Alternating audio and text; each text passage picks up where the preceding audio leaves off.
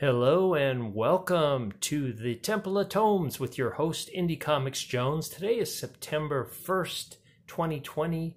This is episode 77 and today we're going to look at DCeased Dead Planet number 3 of 7, the DC comic that's coming out here today. This is New Comic Book Day and I've got it right here for you. And of course we've done the first 2 issues already. We've got Tom Taylor doing the writing, and I don't see, let me see if I get to the other, boy, I can't even read these. Trevor Hershine is the artist on here. So, first of all, I just want to go over the cover real quick. A really nice movie-style cover with your teal going to the golds and oranges up here. Very, very appealing to the eye.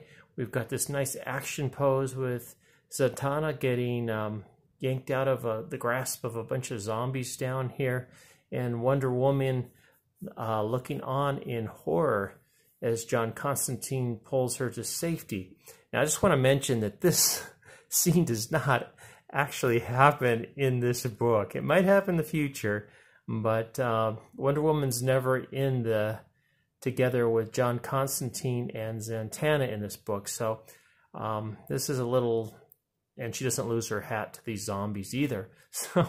So it is a pickup of the last one. I really liked the very first issue. I thought it had a good start. Second issue got a little bit, it was jumping around a lot.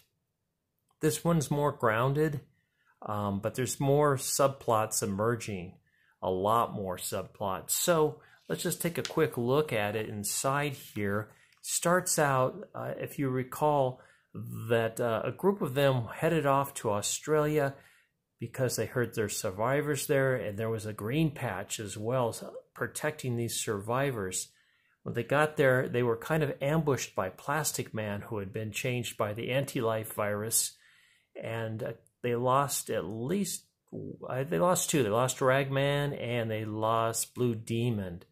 It looked like Zatanna was also going to be lost, but she somehow was saved by Blue Demon before he went down. So Swamp Thing has created this shell around them right by this bunker, and they're staying in there protected, but they know there's a menace outside lurking about, not only the undead, but there's hot molten lava and also Plastic Man, who's this giant monster now, basically. So they decide to make a break for it, basically, and here's their situation. They got the ball here that is created by Swamp Thing, and this is actually like Plastic Man's mouth now. He is just a hideous monster. You can see one of his goggles there, so you get a little idea, a little perspective on how large he is. So they decide to make a break for it, and in the ensuing fight, they take down Plastic Man, and then they just get right into another, they try to go into the bunker, and right away, they're shot at from inside the bunker. And it looks like they're also shooting at the undead as well outside. It turns out that this bunker is for the rich and powerful. And who is one of them is the Penguin, who's has the Cobblepot fortune. So they've built this huge bunker for situations like this, in which there's families that live with them, that take care of them, and in exchange they live in safety. So this is what they've got going on here. Well, it turns out there's even a more sinister plot going on within here, and we'll cover that in just a bit.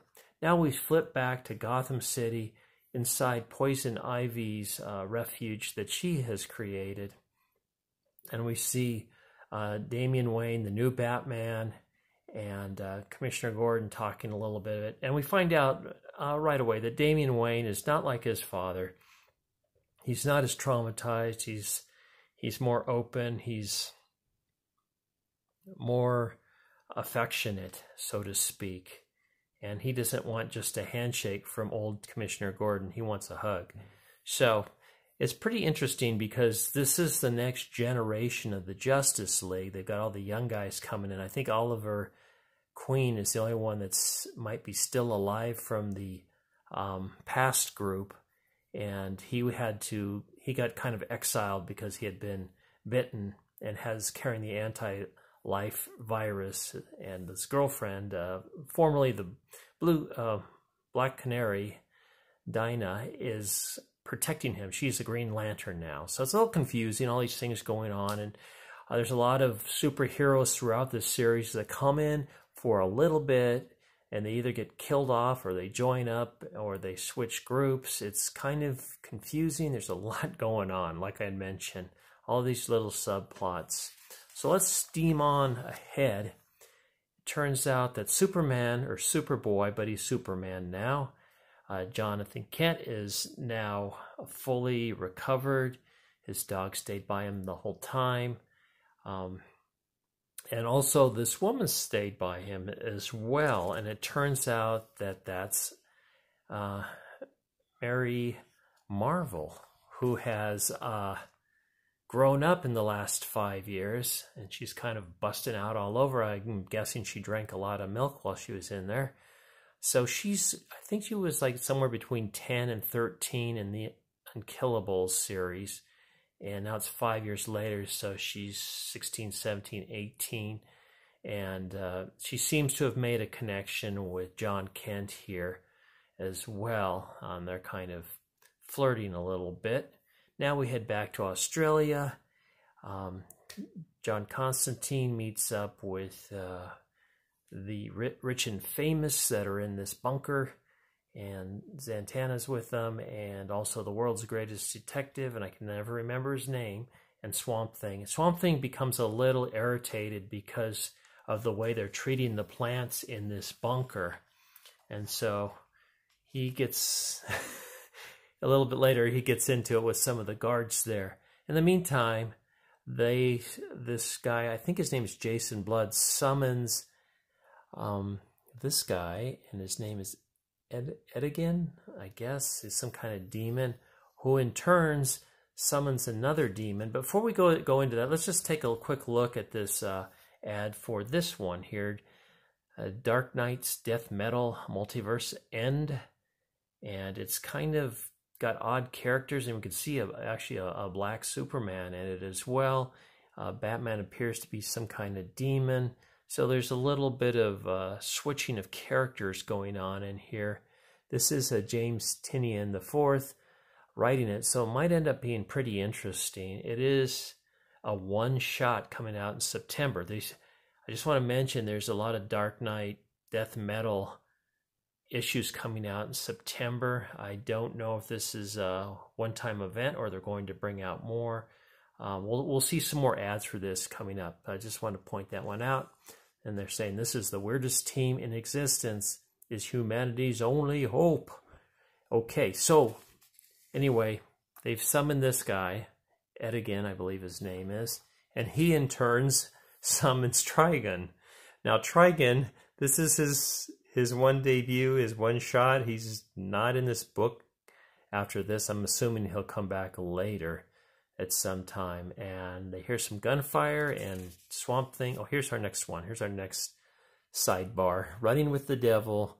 You've got Dark Knight's Death Metal, Speed Metal. This time all the different characters of Flash are being chased by, I'm assuming, either Flash henchmen or Flash zombies. I am not sure.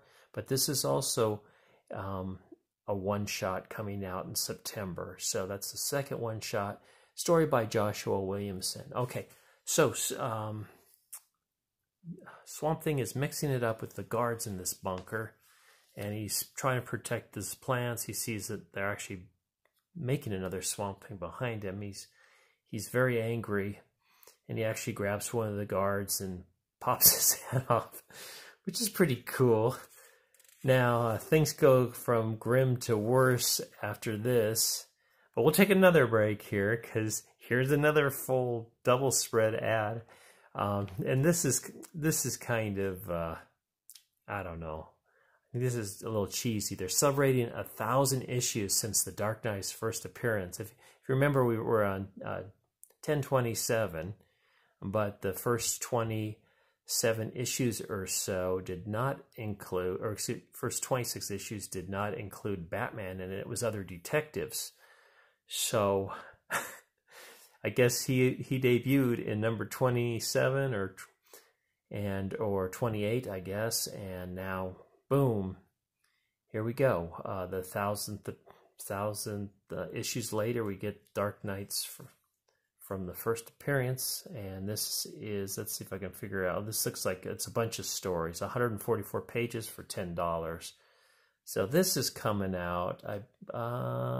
Includes one of those Joker War stories as well. So this is coming out in September as well.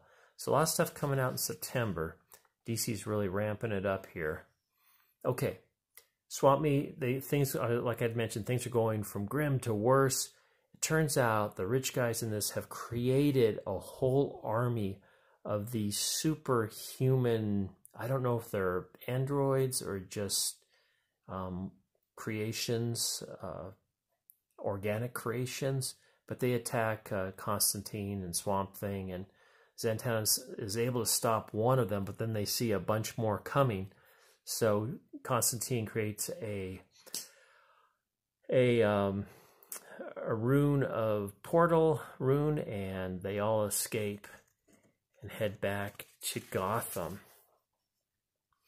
Now, in the meantime, they go back. Penguin and some of his other buddies here. We find out he has created a whole army of these superhuman beings, and there's a narration going on as well.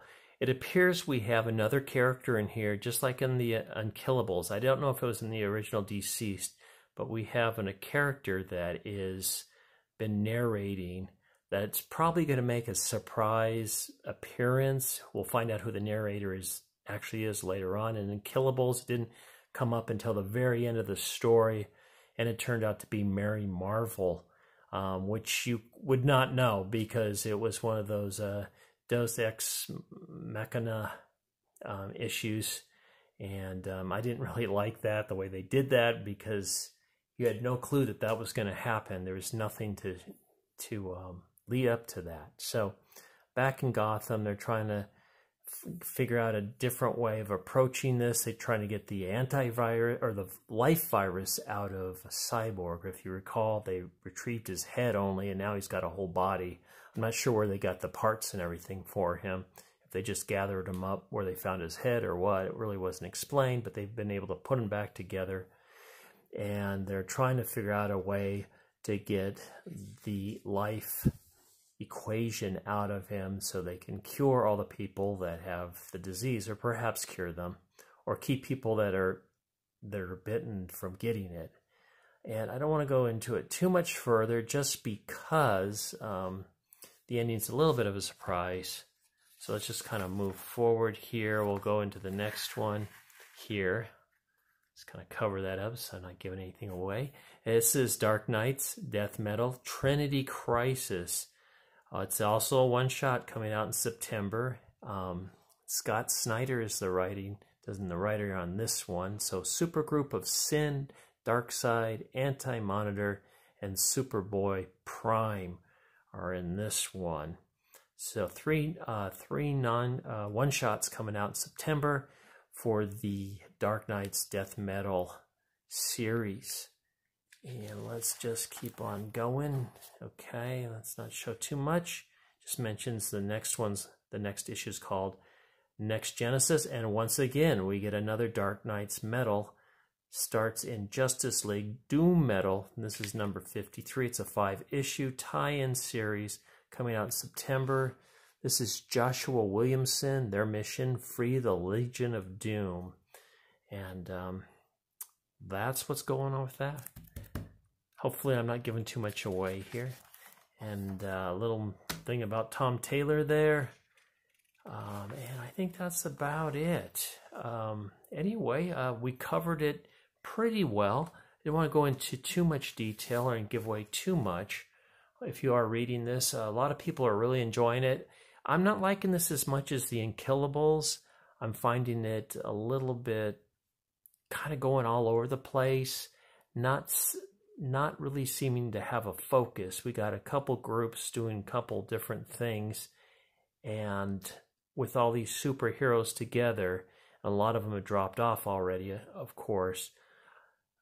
there doesn't seem to be a unity going on yet. And there's also some supervillains in the Gotham, but they're all teamed up with the superheroes at this point because they both have a common enemy. You know, my enemy's friend, or well, how's that go? My enemy's enemy is my friend, something like that. So along that line, they're all working together. So we'll see what happens in number 4. I thank you for stopping by the Temple of Tomes. Please subscribe, please like, please leave comments. And I've got a ton of other stuff coming up really quick before I sign off here. Let me see if I can grab them. Are they close by? I don't know what I did with them. Well, anyway, I Wolverine number 2. We'll be doing that one. I'm trying to think of what else I got. I got a bunch of American mythologies that I'm going to be able to read the series now. I was missing the number 1s on them. So I got the number 1s, and I'm going to start reading on those. I've got some of the Batman Joker War series. I think 3 or 4 issues of that to go through. And we did Thor already. Oh, Unearthed number 7. Here they are. Let me go grab them, see what else is here.